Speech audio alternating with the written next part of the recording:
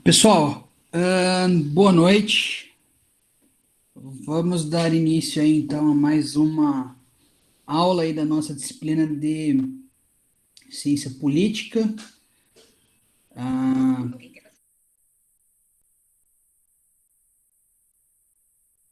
acredito, acredito aí que pelo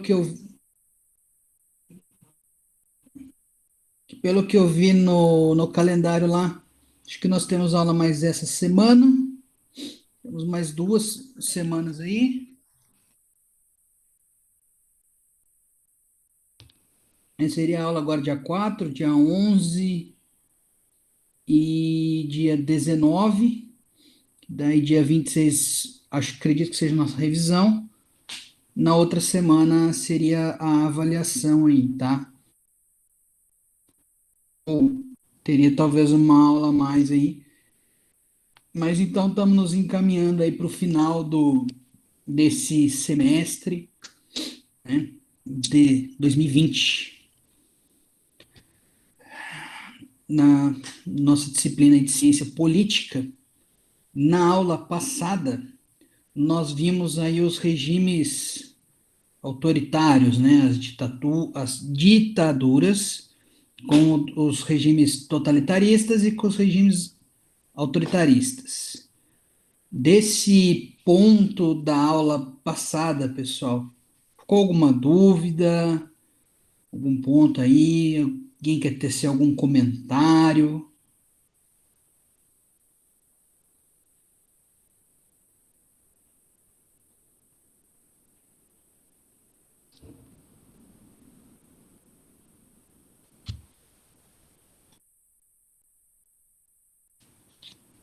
Professor, é mais na prática mesmo, mas é um pouco. Eu fiquei um pouco perdido só quer ver qual parte aqui?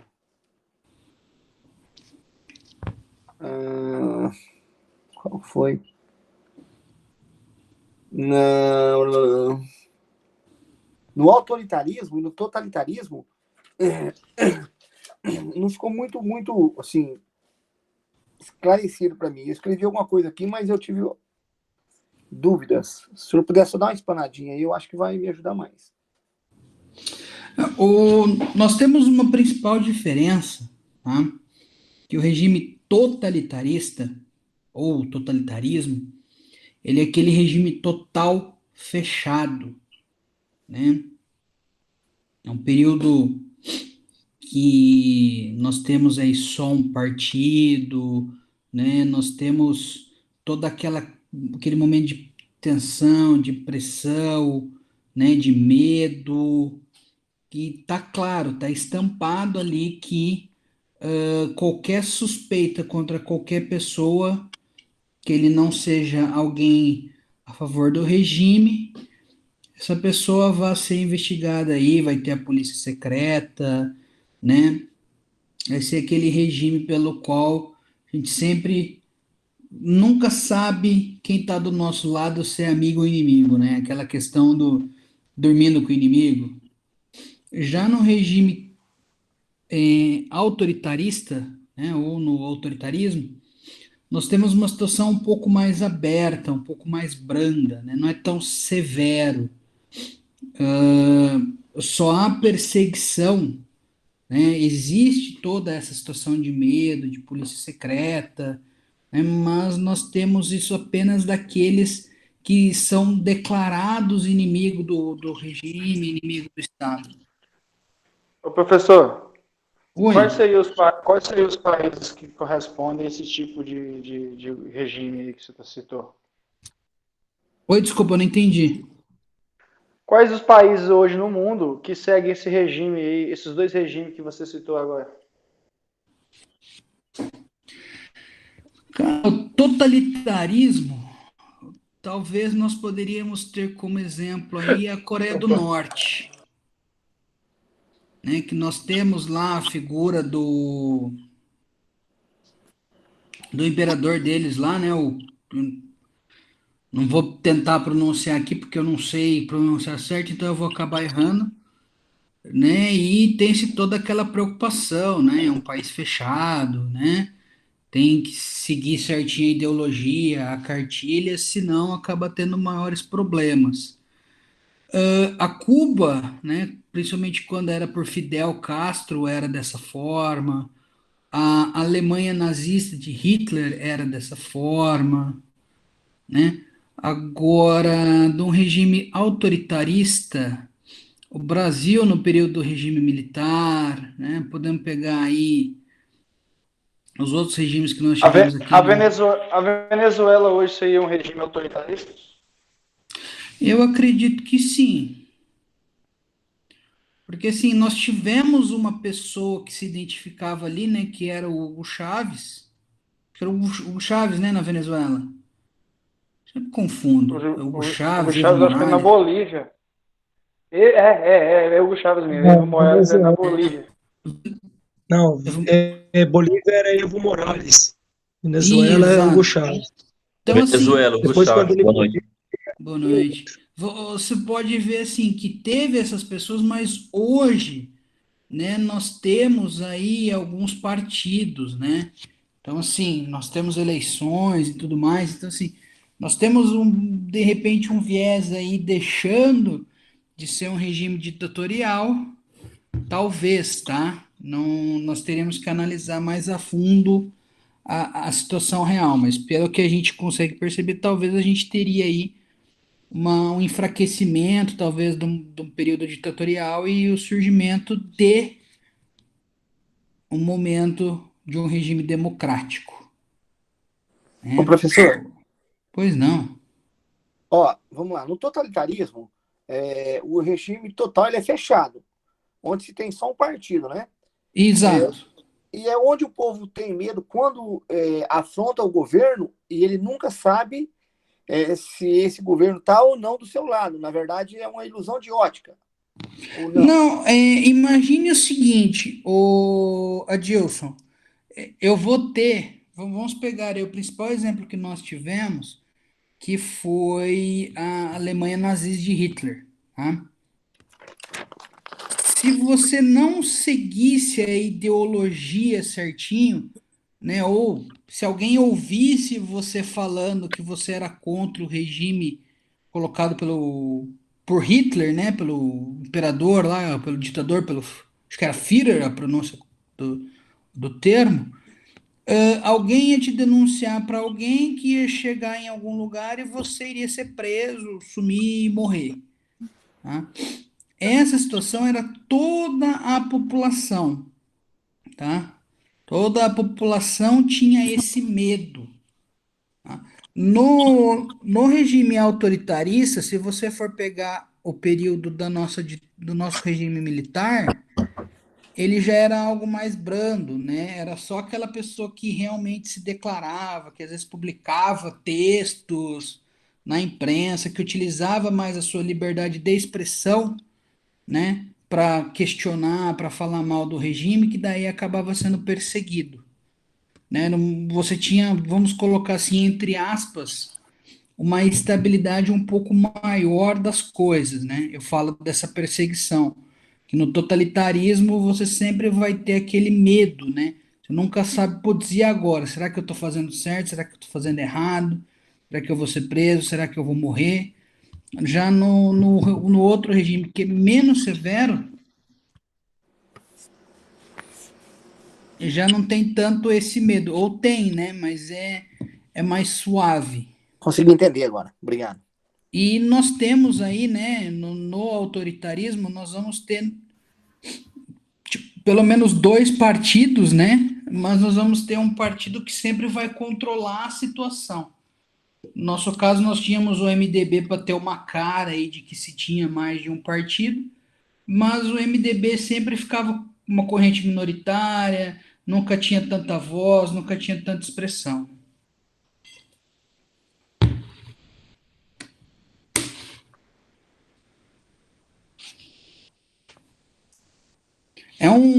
São regimes, pessoal, que assim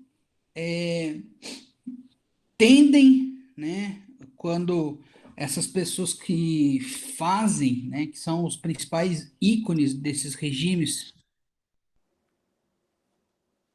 vão desaparecendo, vão morrendo e acabam não deixando sucessores, são regimes que vão ficando mais brandos, né, do totalitarismo para o autoritarismo e depois acaba imigrando talvez para um regime mais democrático, tá? Então assim, professor, esses regimes vão sumir? Eu acredito que em um determinado momento possam vir a sumir.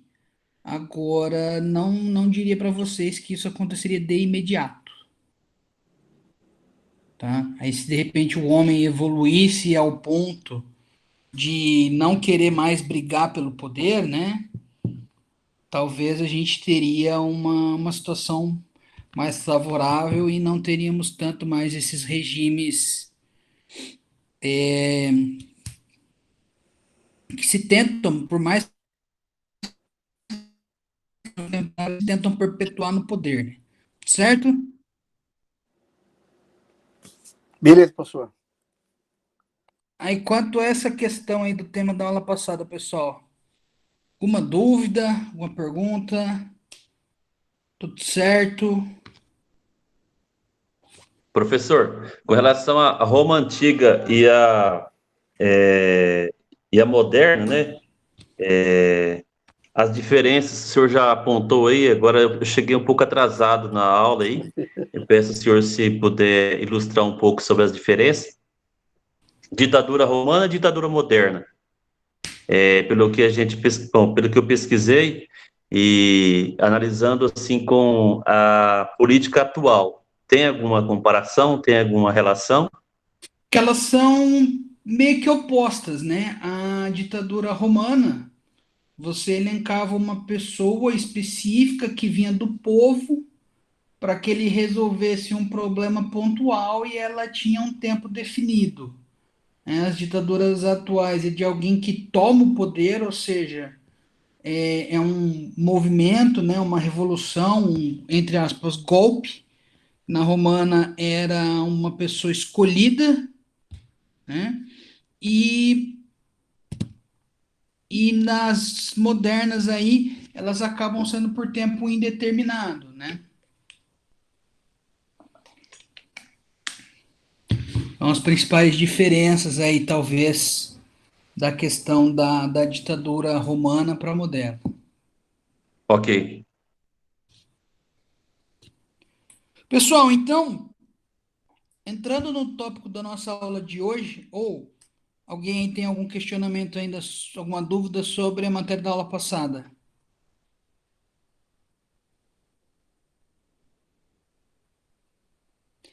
Bom, adentrando então aí ao tema da nossa aula de hoje, pessoal, nós vamos adentrar na democracia.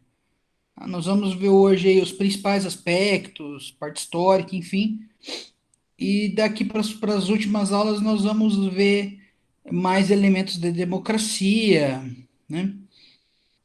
Inclusive, ontem, hoje, vai se deslocar por vários dias aí ainda, né? Tava conversando com o Melk, com a Dilson antes de começar a aula.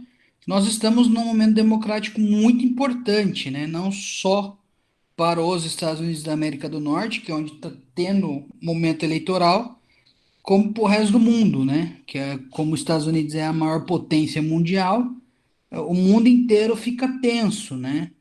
A gente nunca sabe do que vai acontecer. Tem, cada estado tem sua forma diferente. Alguns estados a galera já foi votar antes, outros votaram por correio, que pode chegar até sexta, né? Então são Isso mesmo, situações. professor. Eu estava vendo a reportagem hoje, acho que 100 mil pessoas votaram já de manhã pelo correio. Então, você imagina, né? E são votos que vão ser computados, né? O, e é um sistema bem complexo, né? No nosso foco aqui, na verdade, é estudar a realidade brasileira, tá? De repente, porventura, a gente conseguir aí um tempo, alguma coisa, a gente pode tentar fazer um estudo aí ou tentar entender como é que funciona a democracia para os Estados Unidos, tá? Que querendo ou não, dentro da questão democrática é o Estado mais antigo, né? Foi onde muitos, inclusive, dizem que é o berço da democracia moderna, né? Bom, esse termo democracia, pessoal, vocês teriam ideia do que viria a ser o conceito de democracia?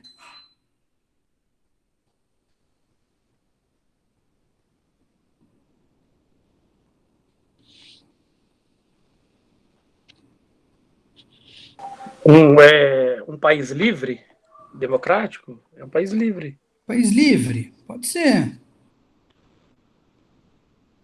Conceito de democracia significa o, o presidente ser eleito pelo povo, ou seja, uma lei, assim, eleições diretas.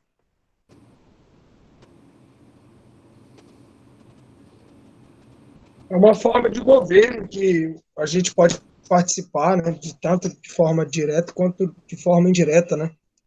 Tem até um lema aí antigo que é todo poder emana do povo, né? Então, relacionado à Exato. democracia. Primeiro É, artigo da Constituição.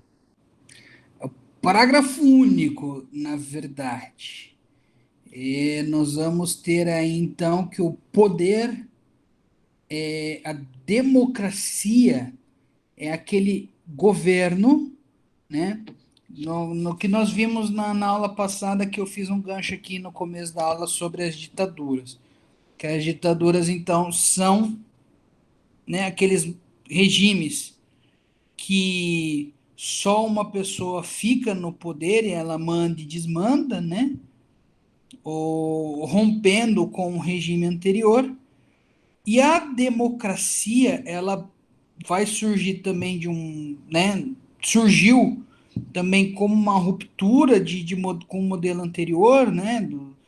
Nos Estados Unidos foi com quando as 13 colônias se tornaram independentes da Inglaterra, né, nós tivemos o movimento da Revolução Francesa, que acabou criando, né, a democracia na França, apesar de ter outros momentos de monarquia, mas nós tivemos ali o início da democracia na França, né? No Brasil nós tivemos aí um movimento republicano no final do Império, daí nós tivemos um período democrático, depois tivemos ditaduras, voltamos a ser democráticos. Então, o viés da democracia é que todo o poder emana do povo, tá? Então, é o regime,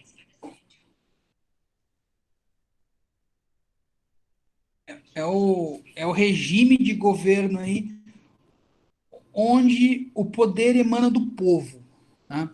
Alguns, inclusive, dizem que o poder emana do povo, pelo povo e para o povo, tá?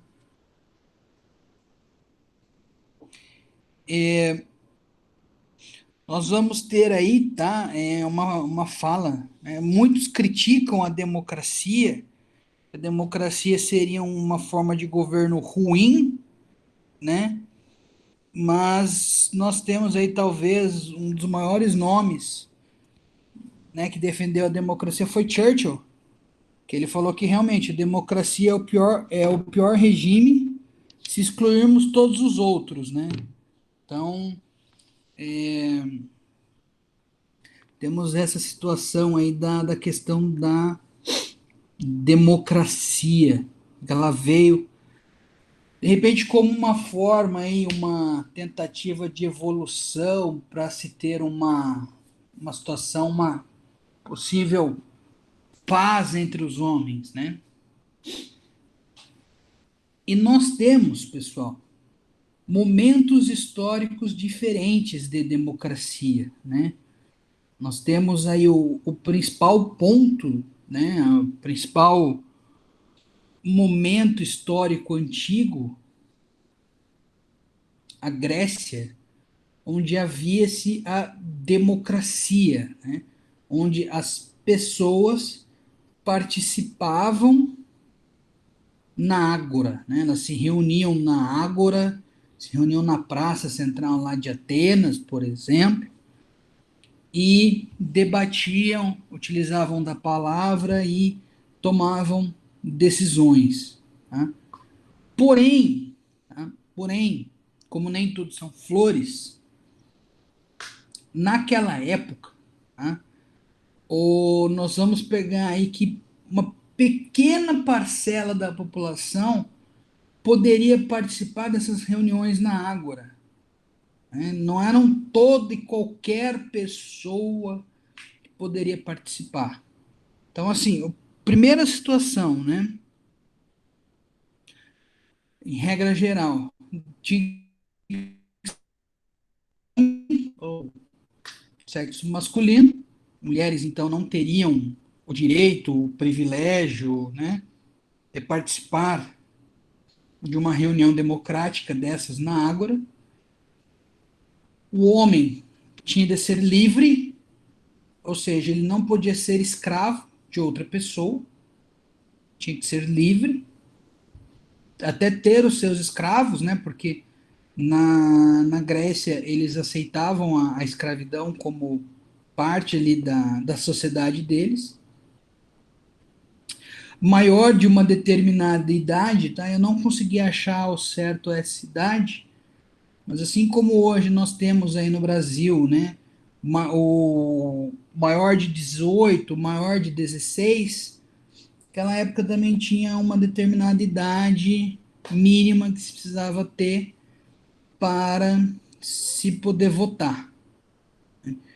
Então, alguns estudiosos aí dizem que 10% da população poderia aí efetivamente participar desse rito democrático ou, né, desse momento na Ágora lá onde eles tomavam as decisões para para decidir a vida política ali, né? Como a gente viu, eles sempre buscavam o bem comum da polis. Então eles se reuniam ali para fazer essa situação, tá? Nós formos pegar os principais pensadores aí, Platão e Aristóteles, eles não consideram essa democracia na Grécia Antiga como algo benéfico, tá? Porque eles pegavam ali que boa parte, ou a maioria, pelo menos, dessa população que fosse livre, ela fosse pobre, tá? Mas a crítica deles do pobre, tá? Não é que seria de uma pobreza ou de uma falta de recursos. É que eles defendiam que a pessoa que não detinha esses recursos também não deteria conhecimento, não seria ali capaz de ter um efetivo, né, discernimento das coisas. Tanto que Platão, né, quando ele escreve a República, ele fala lá que a melhor forma de governo seria a aristocracia, né, governo dos melhores, e que seria o governo de filósofos, que seriam aqueles que mais detêm o conhecimento. Se você for pegar aí, por exemplo, um número de 10 mil pessoas, e colocar que dessas 10, 2 mil seriam pessoas com recursos, com esse conhecimento, com esse discernimento, e as outras 8 mil pessoas não. Qual a principal crítica aí? Como essas pessoas iriam debater e iriam criar as leis, as regras que iriam vigorar para toda a sociedade, né? Que aí nós temos o princípio da isonomia, né? Se não tinha distinção de raça, cor, etc., na aplicação da lei para os cidadãos ali, né? Então, princípio da isonomia. E se essas pessoas não têm tanto discernimento, tanto conhecimento, elas não vão fazer leis boas, né? Vamos traçar, por exemplo, um paralelo com o Brasil aí. Se talvez você tivesse, tá? Aí é uma crítica minha do professor.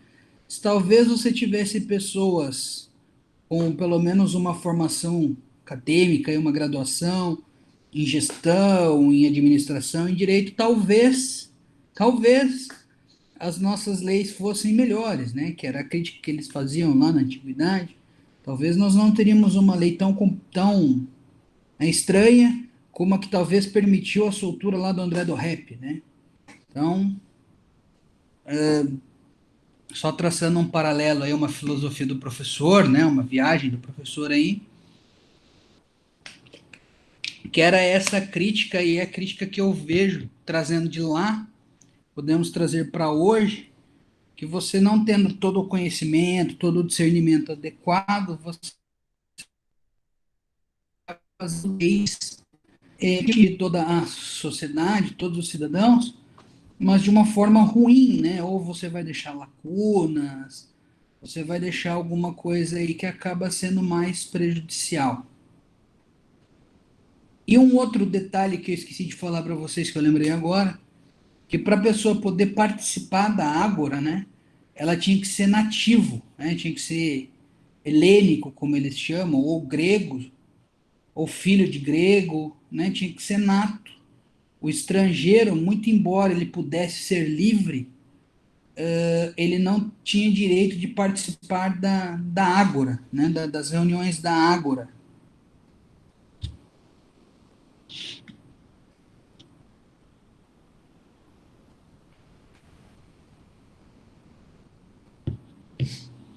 E esse princípio da isonomia, tá?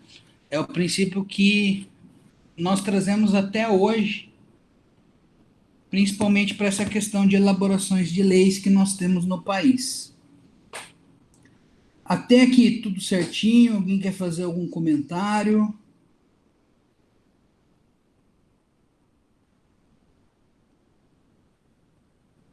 Professor, Professor, essa, essa ágora aí que o senhor replicou várias vezes aí, eu não entendi bem o significado. É É uma ágora mesmo? praça, Ah, sim. Mas ao pé da letra é ágora mesmo, que se pronuncia? Ágora? é ágora, é o termo grego, é o Hum. termo grego utilizado para esse local onde eles se reuniam para debater sobre as regras, como é que ia ser, como é que ia deixar de ser, ou às vezes fazer algum julgamento, eles faziam nessa ágora, que normalmente é uma praça, vamos colocar aí talvez uma praça central daquela cidade-estado. Ok, professor.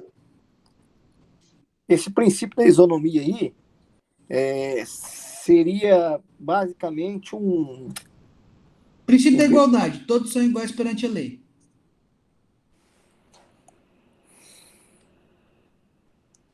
Tá, entendi. É o princípio da igualdade que nós temos até, inclusive, elencado no artigo 5º da Constituição, que todos são iguais perante a lei. Né? A lei não pode criar distinções entre as pessoas. No caso deles lá, né, não podia criar entre os cidadãos, né, entre os homens livres que participavam diretamente ali, né, dos gregos livres maiores que participavam diretamente ali, tá? Aí, como nós temos aí que escravos não eram considerados cidadãos, as mulheres, né, enfim, então nós temos tinha-se esse problema, né? Mas aqueles que são cidadãos, né? Inclusive o livro, o Paulo Bonavides fala aí que eles tinham esse princípio da isonomia, isotimia, que aí você não tinha cargos diferentes entre eles, e isoagoria, né, que todos tinham o mesmo direito ali de usar a fala na ágora, né? Aquele que tivesse a necessidade de falar ou que queria falar, que queria participar, desde que pudesse participar, ele estaria ali e poderia utilizar do direito da fala.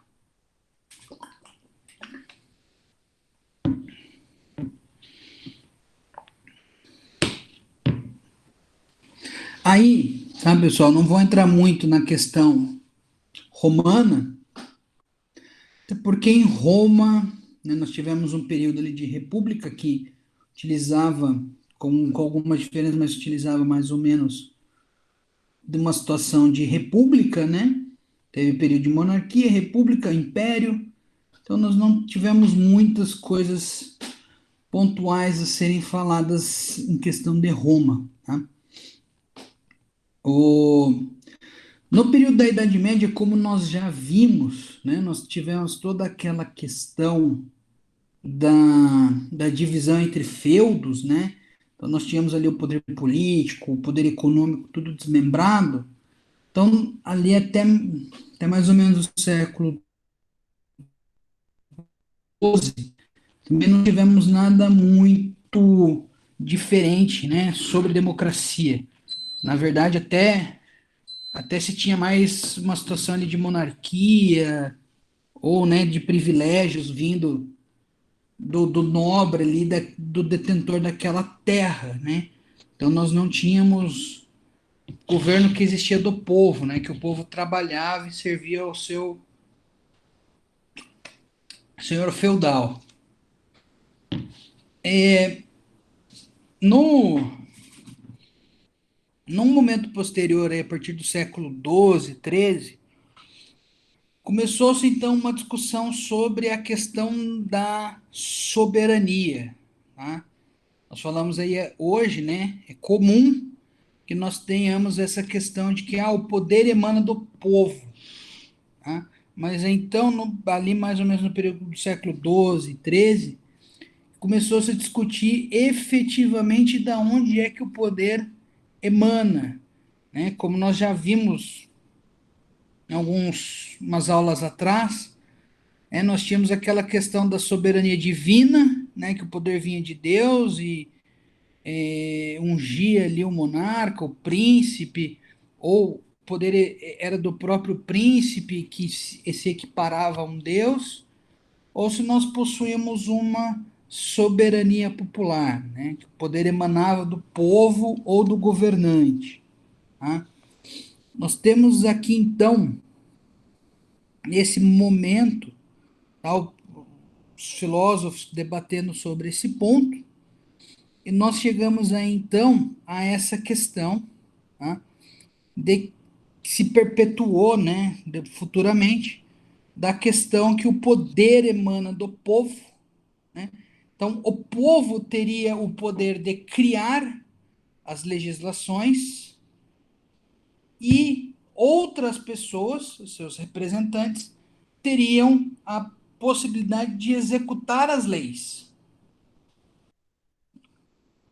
Então, assim, aqui nós teríamos um embrião, tá? Não se falava disso na época, mas nós vamos ter aí um embrião da teoria da separação de poderes, tá?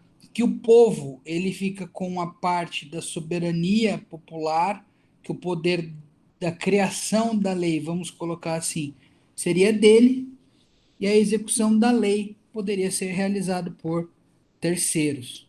Então nós teríamos aí um desmembramento inicial entre a parte legislativa e a parte executiva, administrativa da situação de soberania e da onde o poder nasce, né, e do onde o poder é exercido. Entendendo aqui o poder, no caso, né, na nossa teoria nova aí, da separação de poderes, tá? Ou do poder soberano, tá? E um pouco mais para frente aí, já no período moderno, né, nós vamos ter aí o primeiro pensador, né, o Maquiavel, que ele nos trazia lá a questão que os governos ou são principados ou são repúblicas, E quando ele fala de república, pessoal, ele fala que a república ela deveria ser gerida por órgãos colegiados, tá? Ou seja, que o poder não ficasse na mão de apenas um, tá? Que daí, no caso, a monarquia, o principado, o poder já ficaria na mão de um só, e que nas repúblicas o poder não ficaria, não poderia ficar na mão de um só, devendo ficar aí na mão, né, daqueles que detinham o poder de uma forma colegiada. E aí, com Locke e Montesquieu, nós temos a questão das separações dos poderes em legislativo, executivo e judiciário, que daí faz com que, via de regra, tá? Nós vamos fazer algumas análises mais para frente aí, dos elementos necessários e efetivos para ser uma democracia, mas aí a questão dos três, para que a gente possa também ter um elemento de democracia. Tá? Até aqui alguma dúvida?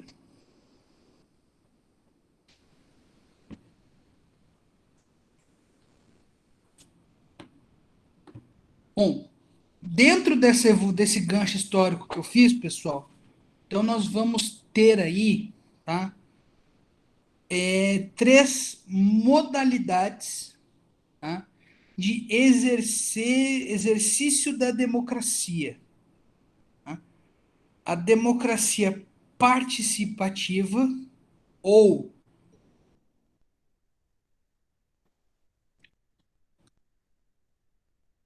também conhecida de democracia direta.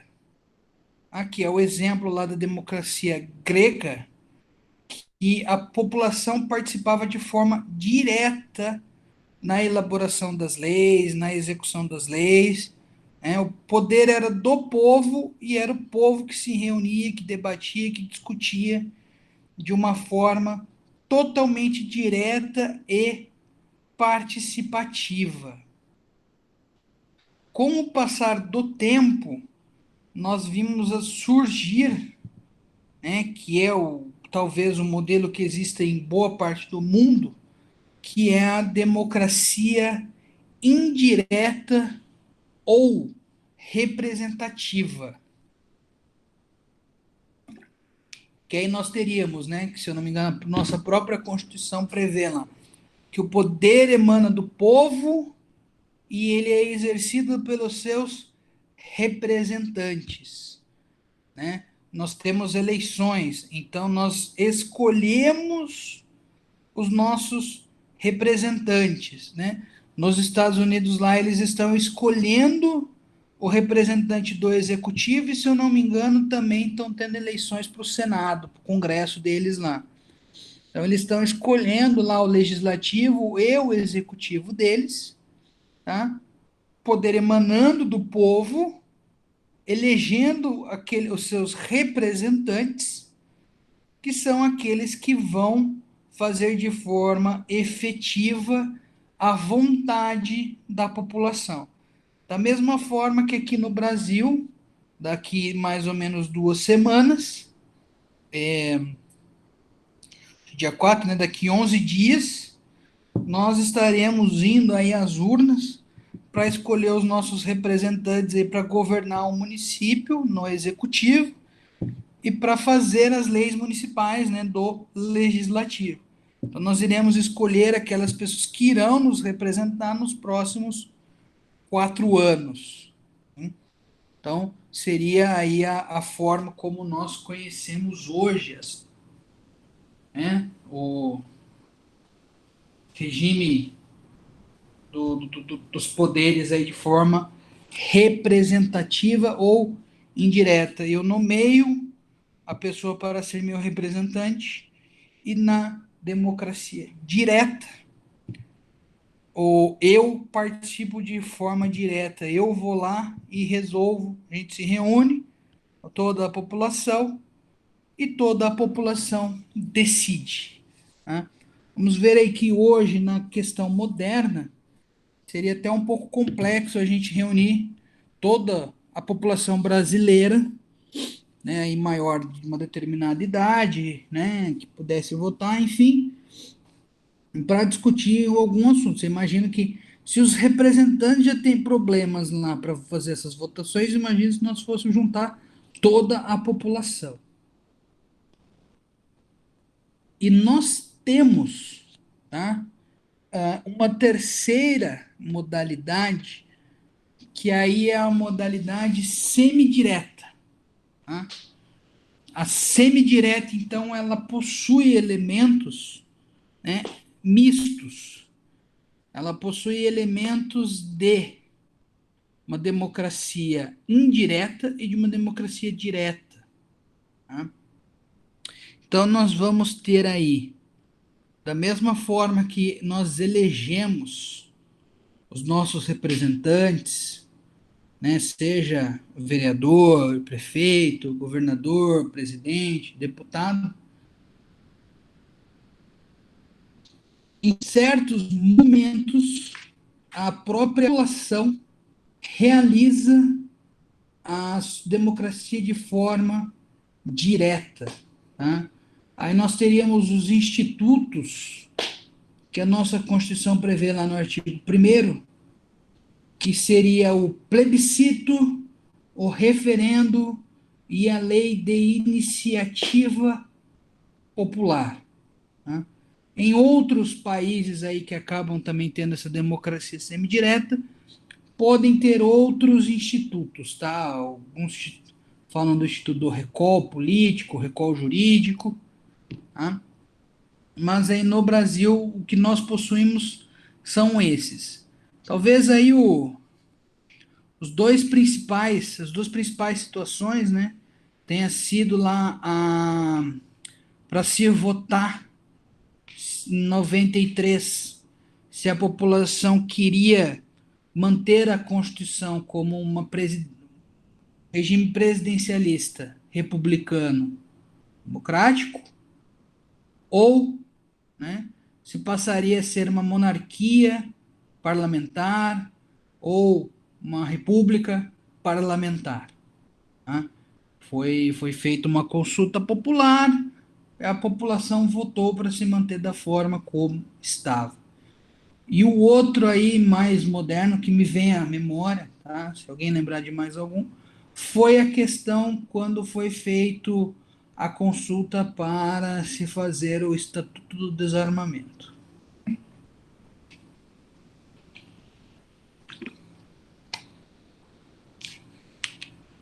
Acho que talvez nós até tenhamos lei de iniciativa popular, né? O que de cabeça eu não estou lembrando.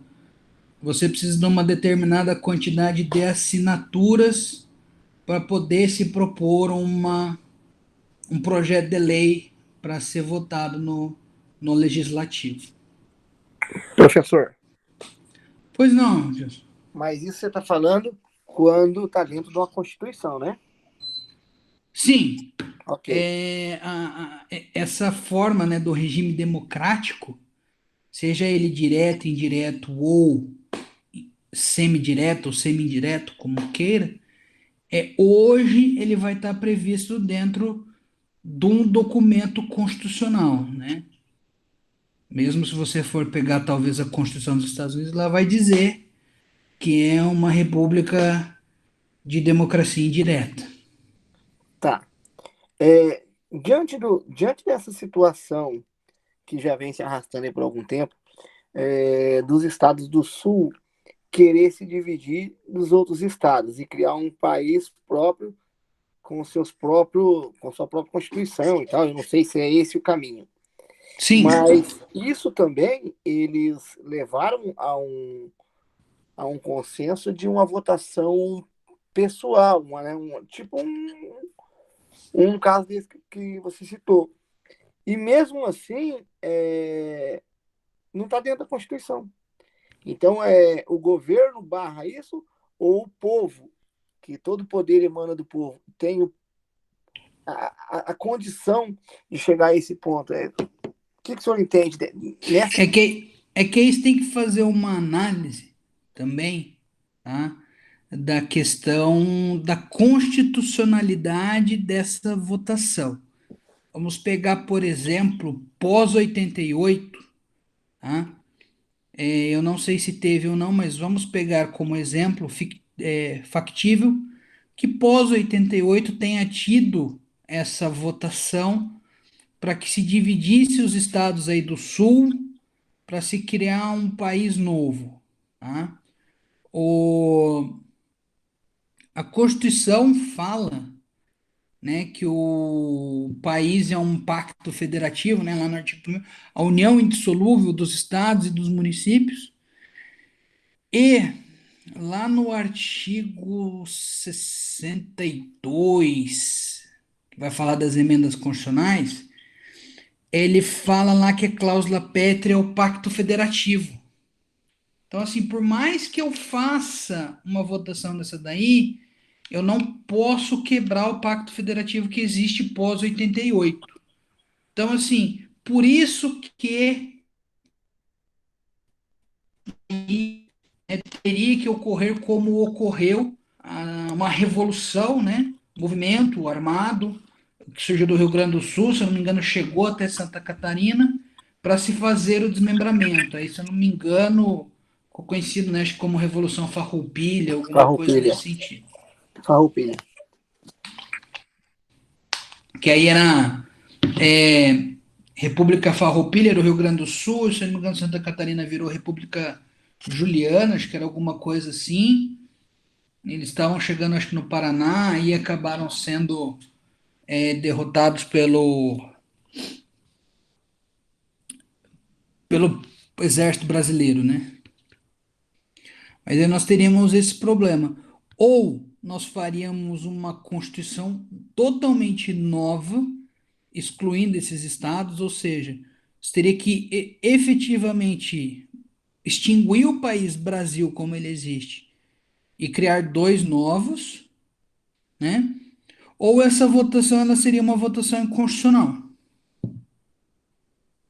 Tipo quando se divide lá a Síria e tal, quando teve. Pode existir uma guerra interna do povo contra o povo, mais ou menos assim?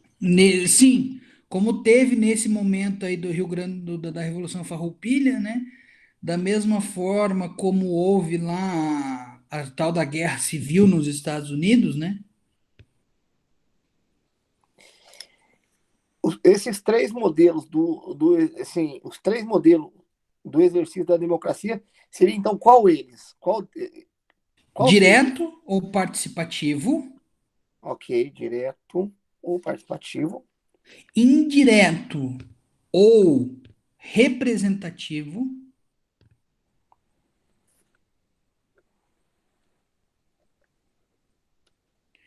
e o semidireto ou semidireto, ou vamos colocar entre aspas aí, misto. Ok. Que aí o direto ou participativo seria como era o modelo grego, todo mundo participa de forma direta, de forma efetiva, todo mundo que possa participar. A indireta ou representativa, o poder emana do povo, mas o povo escolhe os seus representantes, então o povo cede por um período determinado de tempo, via de regra no Brasil por 4 anos, para que aqueles representantes exerçam o que a população teria que exercer, né? Mas a população sempre vota nos seus representantes, buscando que seus representantes atinja lá ou cumpra pelo menos a vontade da maioria, né? E os semidiretos, ou aí que eu coloquei para você como misto, ele seria uma situação indireta, que a gente vota ainda nos nossos representantes para os poderes legislativo e executivo, porém, nós temos também mecanismos de participação direta da população, seja pelo plebiscito, pelo referendo, pela lei de iniciativa popular, ou pelo que em alguns países tem o chamado recall.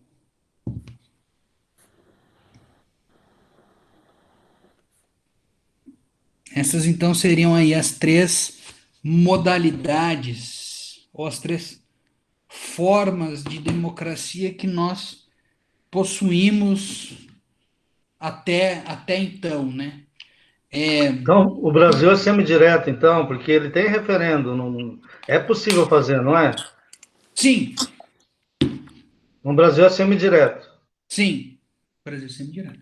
Teve aquele referendo das armas, né, uma vez. Não sei se foi 2005, 2006, já faz Sim, tempo sim, já. foi o Estatuto do Desarmamento. E o outro momento histórico aí importante que se teve essa votação direta foi para ter a emenda constitucional lá, eu acho que é a emenda constitucional 3 de 93, que a própria Constituição previa essa emenda constitucional revisional, que ela, 8 anos após a promulgação dessa Constituição, a população tinha que dizer se ia ficar com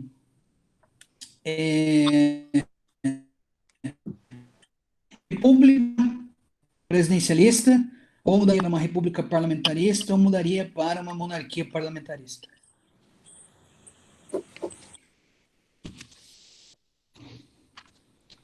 Legal, professor, obrigado. Seria esse recall, professor?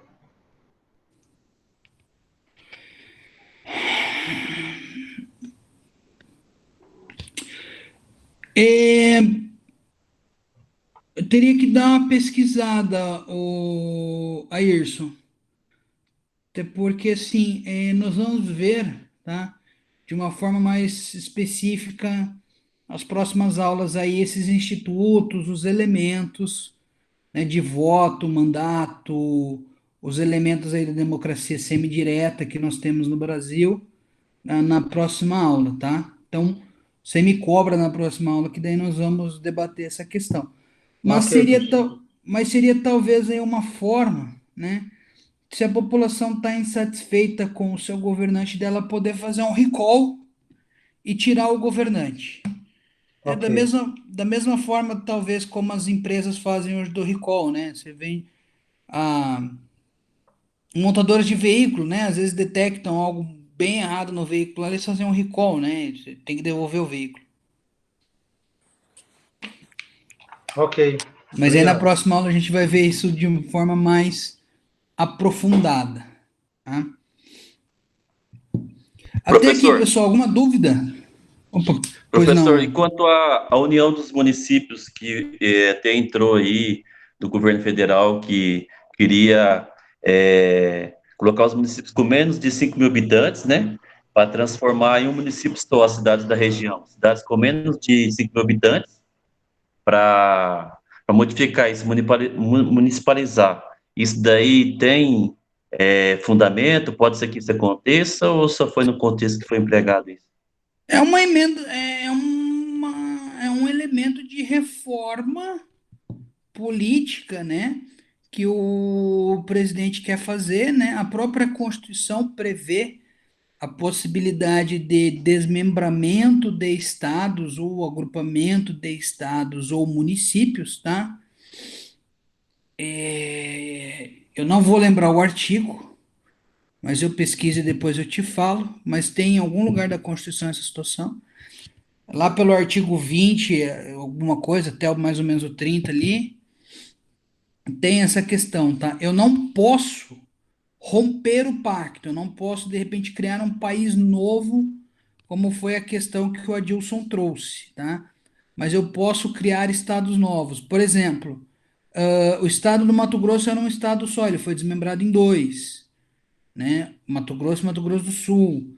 Nós tínhamos aí, acho que o estado do Tocantins antes pertencia a um outro local, né? Então, nós temos essas questões de desmembramentos, de criação ou de extinção de estados, desde que você não quebre o pacto federativo, é permitido. Então, hoje nós temos aí uma PEC, né, uma proposta de emenda constitucional, chamada aí de PEC federativo, na qual o governo federal busca, né, talvez aí juntar os municípios que tenham menos de 5 mil habitantes e que não consigam se manter com as próprias pernas, para fazer parte de municípios maiores. O principal fundamento aí que eu vi do governo federal para isso é que esses municípios pequenos, eles precisam de muito recurso, seja federal ou estadual, mas principalmente federal. E ele fazendo parte de um município maior, vamos pegar aqui, por exemplo, sei lá, vamos unificar aqui Maringá, Paysandu e Sarandi. É um exemplo bem esdrúxulo aí, porque são municípios que, querendo ou não, acabam conseguindo se mover e tem mais de 5 mil habitantes, né? Mas para a gente ter um exemplo aqui para a gente debater, para que essa nova Maringá que vai surgir aí, ela possa ser uma cidade que vá andar com as próprias pernas devido aos impostos, aos tributos municipais, e não dependa tanto do governo federal, diminuindo assim o dinheiro que o governo federal gasta com repasses aos municípios. Fora aquelas situações que a própria prevê, né?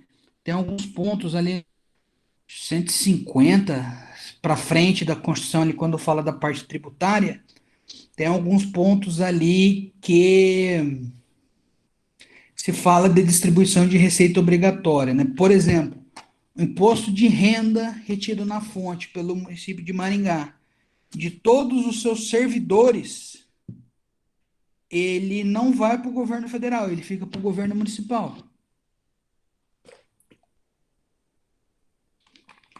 Tá, em artigo, acho que é 158, 152, é por ali, tá?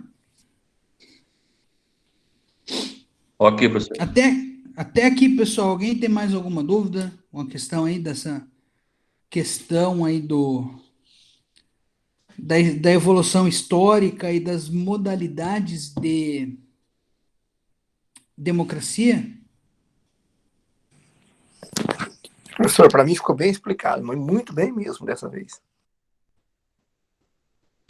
E nós vamos ter aí, pessoal, 3 visões, tá? Daí o professor Matheus intitula como visões de democracia, tá?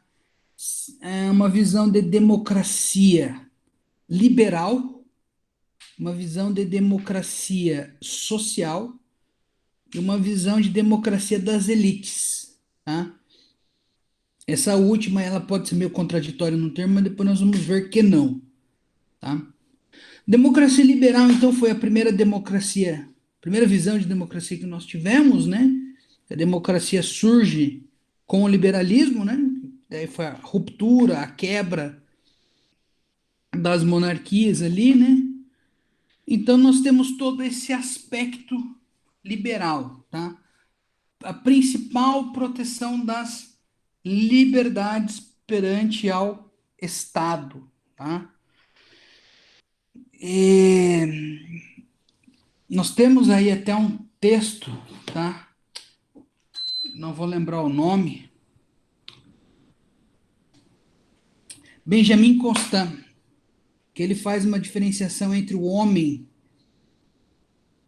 na antiguidade do homem moderno, né, na questão de liberdades. O homem antigo, a sua preocupação de liberdade era não ser escravo. Tá? E, para o homem moderno, a questão de liberdade é ele ser livre do Estado. Tá? Então, nós vamos ter aí até qual determinado ponto o Estado pode ir e dali para frente o Estado não pode ir mais. Tá? Aí surgem os direitos civis, os direitos políticos, tá? Seria aí o momento das liberdades negativas do Estado, onde dentro da teoria constitucional surgem os direitos fundamentais de primeira dimensão. Tá? Então, para esse viés democrático liberal, que ele precisa, tá, efetivamente de uma relação indireta tá, com a democracia. Então, eu tenho os meus representantes, que inclusive eu sou livre para escolhê-los, e inclusive sou livre para decidir se eu quero ou não escolhê-los. Ou seja, tá? Eu não tenho a obrigatoriedade do voto. Eu tenho o direito, tá? Mas eu não teria aí uma obrigatoriedade. Tá? Eu posso ou não votar. Eu teria esta liberdade. Como nós temos no caso dos Estados Unidos lá, né? Que o povo é efetivamente livre. Talvez seja aí o maior ou o melhor exemplo de liberalismo que existe ainda hoje, né? É o país aí que está decidindo seu presidente, sabe-se lá quando, né? Porque, pelo que eu vi, pode-se demorar até dia 6 de janeiro do ano que vem para ser decidido isso. Até aí, pessoal, alguma dúvida de democracia liberal? Professor, quando o senhor fala que nós somos livres para decidir, né, escolher ou não temos obrigatoriedade do voto, mas se não irmos até as urnas, o que ocorre é que nosso título de eleitor fica para a gente fazer concurso e tudo, eles falam que pode ser prejudicado nesse Mas sentido. aí que tá. Se você for por uma visão pura liberal, o voto seria facultativo. Tá? No Brasil, o voto não é facultativo. O voto é obrigatório. Tá? Eu não sou livre, eu não tenho essa faculdade. Tá? Eu tenho aí, até alguns colocam, né? Eu não tenho direito ao voto, eu tenho dever ao voto. Tá? Por quê? Porque se eu não for votar, ou se eu não justificar, ou na pior das hipóteses, se eu não pagar uma multa de R$ 3,50, eu fico impedido de N fatores, como, por exemplo, prestar um concurso público. Tá? Eu não sei se mudou o valor da multa, tá? Eu estou dizendo para vocês o valor da multa que eu sei da eleição passada. Acho que é R$ 3,50, R$ 3,55, era por aí. Sim, Aqui. mas nos Estados Unidos, então, o voto é facultativo. É No Brasil, é obrigatório. facultativo. É facultativo. Ah, Se a pessoa não for votar, não acontece nada. Ela tem essa faculdade, essa liberdade.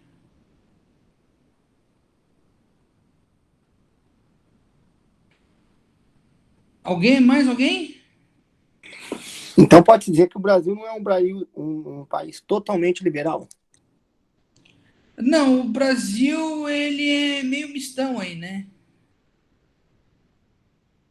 Mas ele seria, talvez, dentro dessas três visões aí, talvez a mais próxima seria a liberal. Tá? Vamos tentar descobrir as próximas. Mas talvez aí, que talvez mais se adeque, talvez seja a liberal aí com essa ressalva aí da obrigatoriedade do voto, né? Nós Professor, temos... Opa, pois não, Adilson. meu, professor, o senhor acha que se o voto no Brasil fosse facultativo, haveria sim uma evasão muito grande nas eleições? Rapaz, na eleição passada para presidente, o voto sendo obrigatório, nós tivemos uma abstenção de em torno de 20%. Você imagina Verdade. se não fosse obrigatório. Professor, mas nas municipais chega a passar de 40 em vários Não, eu tô... municípios, né? Ô, Adilson, eu tô dando como exemplo a última eleição que nós tivemos no país, né? Isso sem dizer, né? Tô considerando só as abstenções, sem levar em consideração a galera que votou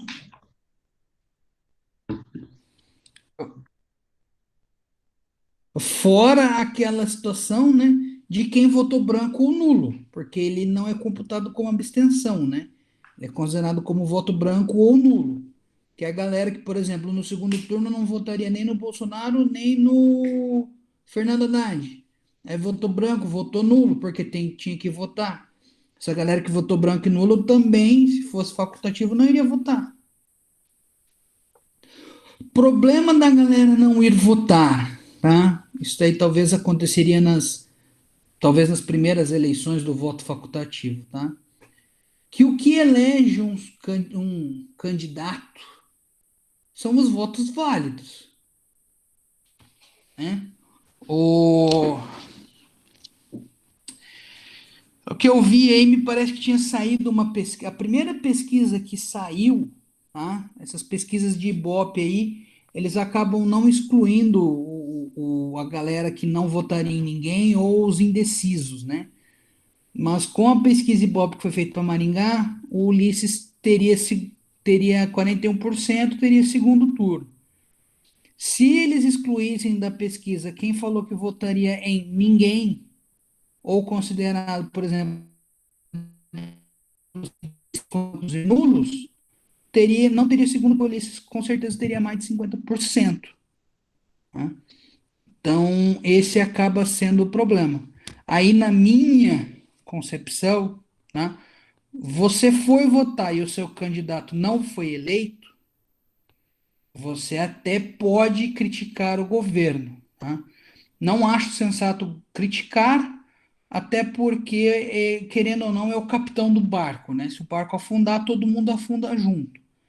Mas poderia criticar, né? Poderia ser alguns argumentos que o outro candidato que era o que eu votei, poderia ser melhor. Agora, na minha visão, né? Na minha concepção, se você não vota, não vai votar, ou vota em branco ou anula, você nem esse direito de reclamar teria. Ah, eu tenho liberdade de expressão. Tem. Só que, se você não quis votar, arque com a consequência de quem foi eleito. Né? Tanto que eu não consegui acompanhar por essa questão de apuração, tá? Mas, se eu não me engano, nos Estados Unidos o voto é facultativo e a galera vai votar em massa.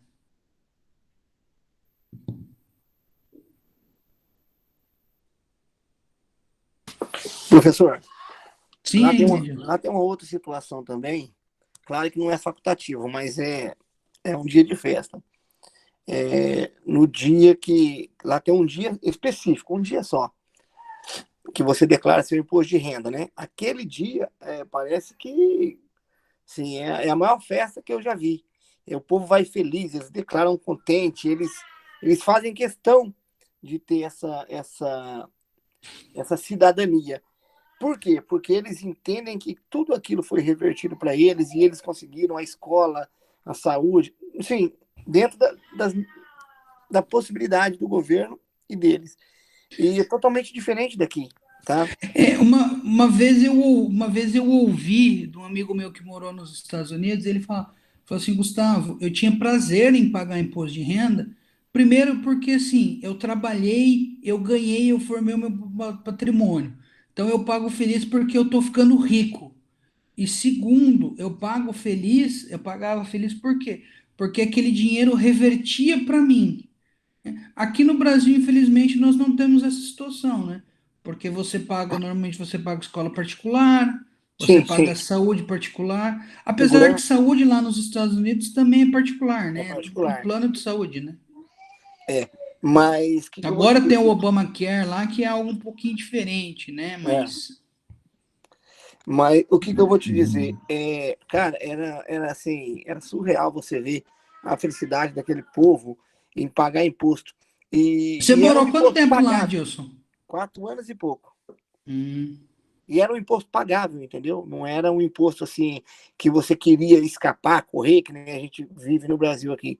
Era uma coisa pagável, uma coisa que todo mundo tinha prazer. Se os nossos tributos aqui, tá, não fossem utilizados de forma inadequada, para não dizer termos mais pesados aí, o brasileiro também não reclamaria de pagar imposto, ou pagar tributos. O problema é que os nossos tributos são usados de forma inadequada. E até o imposto seria também pagável, por quê? Porque não seria esse tanto. Porque não teria que ter muito dinheiro para saúde, muito dinheiro para segurança, por quê? Porque o que tinha era bem aproveitado. Também tem esse viés. Aí, pessoal, a segunda visão, tá? Segunda visão democrática que nós vamos ter aí seria a democracia social, tá? Democracia social, ou alguns falam de socialista, mas ela não tem aquele viés, tá, de socialismo, de marxismo, de comunismo. Ela tem um viés mais social, tá? Então, assim, qual é a ideia, tá? De que você você tem o direito de votar, tá? Então, eles continuam com a ideia da possibilidade do voto, da democracia liberal, porém, tá, há o entendimento de que não só o Estado detém o poder, como também as megacorps ou as grandes corporações detêm ou manipulam o poder. Que não só o povo. Então, assim, nesse viés, tá, essa teoria defende que nós teríamos que votar não só para os representantes do Estado, mas também para os representantes ou dirigentes desta megacorp ou desta empresa. Então, vamos pegar um exemplo, tá? Isso nós tivemos no Paraná, se eu não me engano. A Renault, uma montadora de veículos, veio para o estado do Paraná porque o estado do Paraná lhe concedeu uma isenção de tributos por um período de 10 anos. Tá? Então, nós tivemos aí o quê? Isso não foi algo, de repente, debatido, tá? Estou pegando aqui um exemplo, tá? Pode não ter acontecido dessa forma, mas vamos pegar que o exemplo seja assim, tá? Não houve uma deliberação no legislativo para dizer se isso poderia ou não, tá? No caso do Brasil, toda e qualquer isenção tem que passar pelo legislativo, tá? Mas vamos supor que não precisasse, tá? O próprio chefe do executivo ali, para trazer algo melhor para o seu estado, para a sua região, acaba concedendo essa isenção, tá? Por força feita pelaquela megacorp. Ó, se você não me der essa isenção, não vou ficar aqui, eu vou para outro lugar. Que até às vezes acabar esse período de 10 anos. Ó, você vai prorrogar? Se não vai prorrogar, eu vou para outro lugar. Então acaba se tendo uma pressão ou até uma manipulação do poder pelas grandes organizações, né? Aí eles dizem que para ser algo mais justo, algo mais igualitário, algo mais social, né? Nós teríamos que votar para os representantes do poder do Estado, mas também para os diretores, para os presidentes destas mega corporações.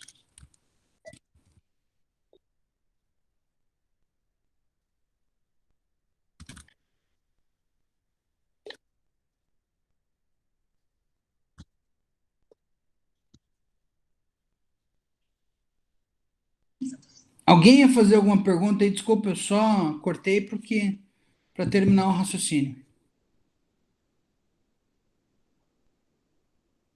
Professor, quanto a essa isenção de impostos da qual o senhor citou, isso de fato ocorre, e aqui no interior, que nem eu moro aqui em cidade pequena, assim, eu já presenciei esse fato aqui de algumas empresas que se instalaram aqui na cidade, na região como um todo, que aqui é uma região, né, que eu moro, de várias cidades pequenas, e que essa empresa, né, não vou citar nomes, né, mas ela ficou ancorada, ou seja, ela ficou instalada aqui por, sei se foi 5 ou 10 anos. Então, o executivo municipal tem autonomia para liberar ou isentar de impostos durante um determinado tempo e arrumar o local para que ela se instale e gere emprego e renda? Desde que haja alguma alteração, alguma autorização legislativa, tá?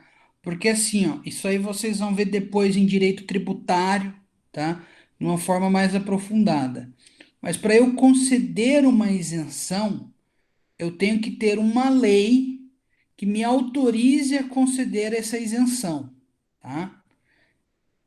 Então, assim, se eu tiver uma lei que permite, tá, o executivo ali, por critérios de conveniência e oportunidade, conceder isenção a uma determinada empresa para fomentar comércio, para fomentar emprego, para fomentar renda, sim. Só que aí que tá. Nesse exemplo que eu dei, fictício, não haveria essa lei oriunda do legislativo, dos representantes. Ela seria feita direto ali pelo executivo.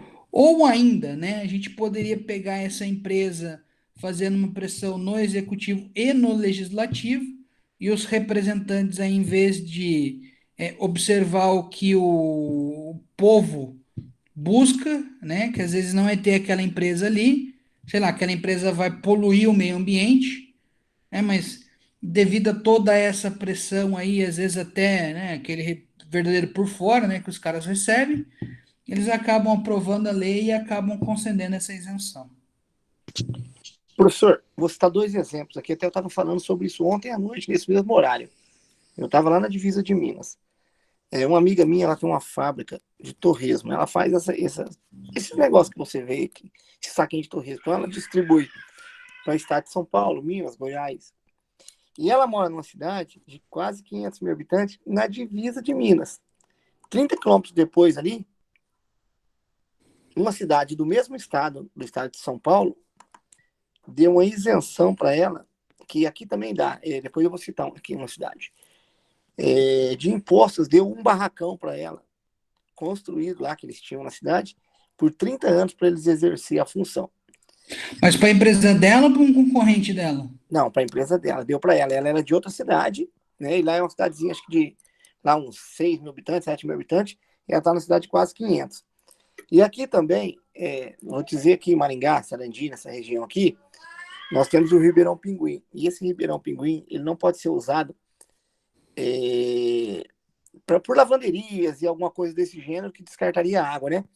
Mas que nem aqui também, aquela região ali, eles já dão o terreno e dão incentivo para que a empresa vá para lá, porque mudou o Ribeirão, né? Eu acho que o IAP tem essa limitação só nesse Ribeirão, e ali não, ali eles podem montar indústria, empregar pessoas da cidade e gerar recursos, levar para lá. Então não é só de estado, também é de cidades isso aí, não é? Sim, sim, sim. Pode ser em qualquer nível da federação, tá? Ah, só que, por exemplo, nesse caso aí do município, o município só consegue isentar de impostos ou de tributos municipais. Da mesma forma, por exemplo, o governo do estado do Paraná, se ele conceder alguma isenção, ele só consegue conceder isenção daquilo que for de sua competência, tá? Aí a Constituição deixa bem claro, por exemplo, impostos, tá? Artigo 156, imposto municipal. ITBI, Imposto sobre a Transmissão de Bens Imóveis e Intervivos. IPTU, Imposto sobre a Propriedade Predial e Territorial Urbana. E ISSQN, Imposto sobre Serviço de Qualquer Natureza. Tributos estaduais, artigo 155. ITCMD, Imposto de Transmissão de Bens Causa Mortes ou Doação. IPVA, Imposto sobre a Propriedade de Veículos Automotores. E ICMS, Imposto sobre Circulação de Mercadorias e Serviços. Impostos federais, artigo 153, Imposto de Renda, Imposto sobre Operação Financeira, Imposto de Exportação, Imposto de Importação, Imposto sobre a Propriedade, sobre a Produção Industrial, Imposto sobre Grandes Fortunas, e talvez tenha um que eu tenha esquecido. Tá? Mas todos esses impostos estão previstos de forma expressa na Constituição, e daí tem lá as contribuições, né, taxas, etc. Mas aí tem os tributos que são de competência de cada ente da federação, que daí ele só pode conceder isenção dentro da sua esfera de competência. Beleza, pessoal? Alguma dúvida aí? Hello? Não, Estamos aqui, perfeito, professor. professor. Ah, achei que tinha caído aqui. Desculpa, gente. E a terceira visão, tá? Seria uma visão de democracia elitista ou de elites. Ah, professor, mas se é de elites, a aristocracia não tem nada a ver com democracia. Não, pessoal. O nome até pode ser estranho aí, pode soar esse paradoxo, mas é porque essa teoria ela usa a teoria das elites, tá? Então nós temos aí uma situação democrática, uma situação de eleições, né? Uma situação que faz todo o jogo conforme a legislação, porém nós temos elites dominantes, tá? Por isso que ele coloca aí teoria das elites ou democracia elitista, né? No Brasil aí, por muito tempo, apesar aí de nós termos, né, um pluralismo de partido, em torno de 33 a 35 partidos políticos, nós tivemos por um bom tempo na presidência da República elite PT, né? Então, é nesse aspecto que ele coloca uma democracia elitista ou uma democracia de elites, tá? É sempre aquela elite, aquele grupo que vai estar no poder, muito embora o poder emane do povo, o povo sempre vai votar naquele mesmo grupo, naquele mesmo partido. Certo? Alguma dúvida aí?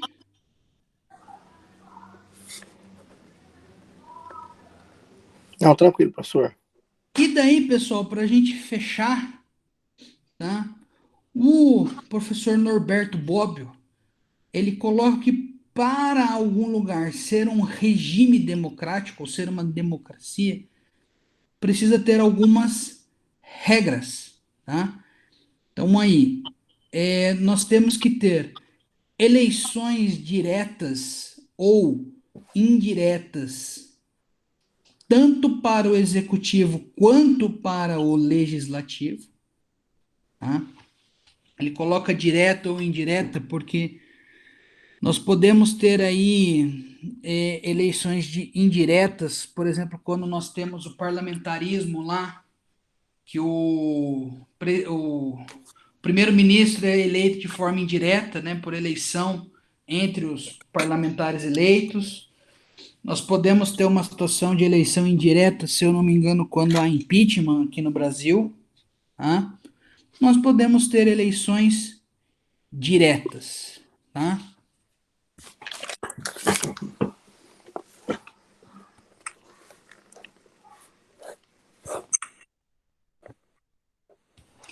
Aí ele vai colocar uma outra regra, que toda a população, né, dentro aí de uma determinada requisitos, né, por exemplo, de faixa etária, né, tem de ser eleitores, tá? Podendo ou não exercer o voto, tá? Mas essas pessoas elas têm de ser eleitores, tá? Eu não posso distinguir aí o eleitor que só pode ser homem, só pode ser mulher, ou só pode ser branco, só pode ser negro.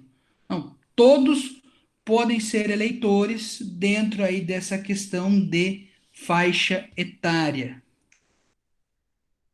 E que os votos têm de ser iguais, né?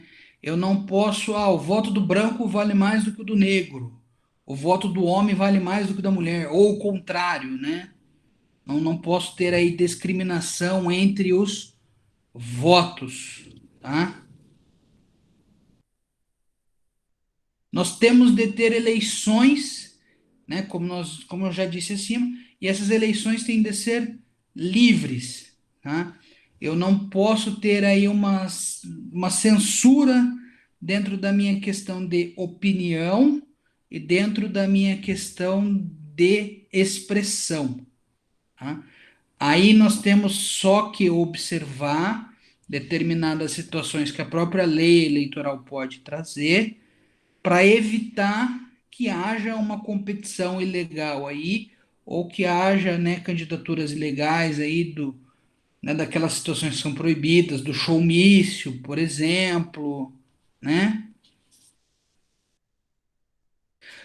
É necessário ter alternativas, tá? Então nós temos que ter pelo menos duas opções, ou nós temos que ter Joe Biden e Donald Trump, ou nós temos que ter igual o Maringá, que vai ter, se eu não me engano, 15 candidatos para prefeito. Nós temos que ter aí o critério da maioria. Então, tá, a maioria elege o presidente, a maioria elege quem for, e a pessoa que for eleita também, né, ela tem que aí observar os critérios da maioria e tentar cada vez mais, né, satisfazer aí os desejos, as vontades dentro do possível, dentro daquilo que for lícito, da maioria, né?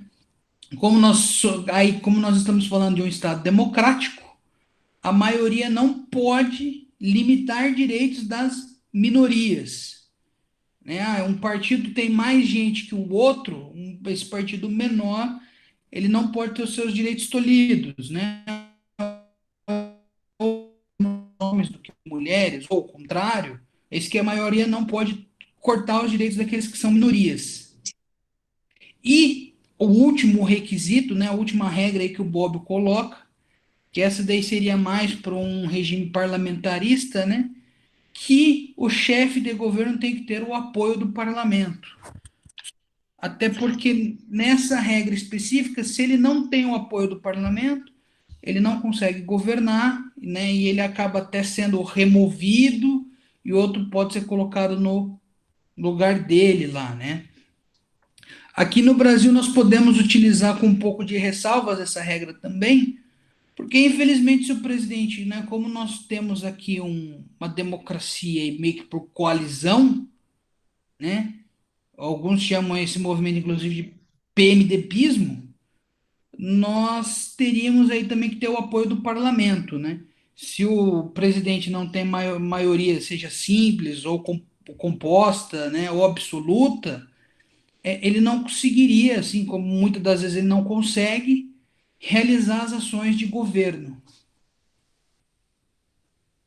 Beleza, pessoal? Alguma dúvida aí dentro dessas regras, desses requisitozinhos que tem que ter para um país ser efetivamente uma democracia?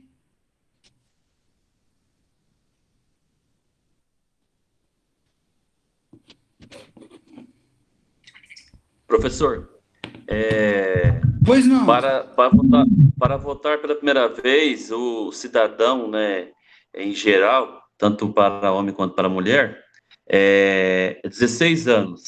E esse voto, ele é facultativo e também as pessoas acima de 65 anos de idade. Ambos são facultativos? Eu não sei se é 60, 65 ou 70, tá? Tem que dar uma olhadinha na Constituição, mas ele coloca como facultativo entre 16 e 18 anos e acima de uma determinada idade. Agora, eu não vou me recordar se é 60 ou 70. Mas, curiosamente, tá? O pessoal acima de 60 anos, mesmo sendo facultativo, eles vão votar e votam com gosto. Com certeza, eles querem exercer seu poder de voto. Obrigado, professor. Mais alguém tem algum comentário, alguma pergunta aí?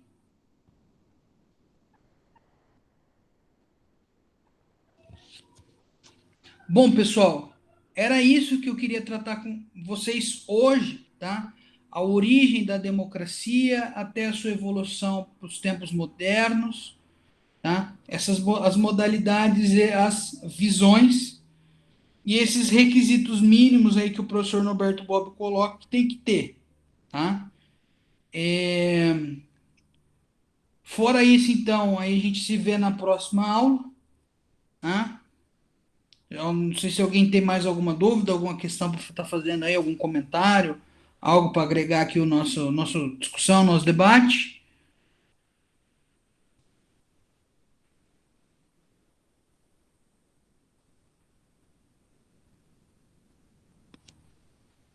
Então, pessoal, uma boa noite a todos aí e a gente se vê na próxima aula. Ok, boa noite, professor. Até Obrigado. mais, pessoal. Boa Boa noite, noite. professor. Obrigado. Boa noite, professor. Valeu, professor. Obrigado. Boa noite. Boa noite.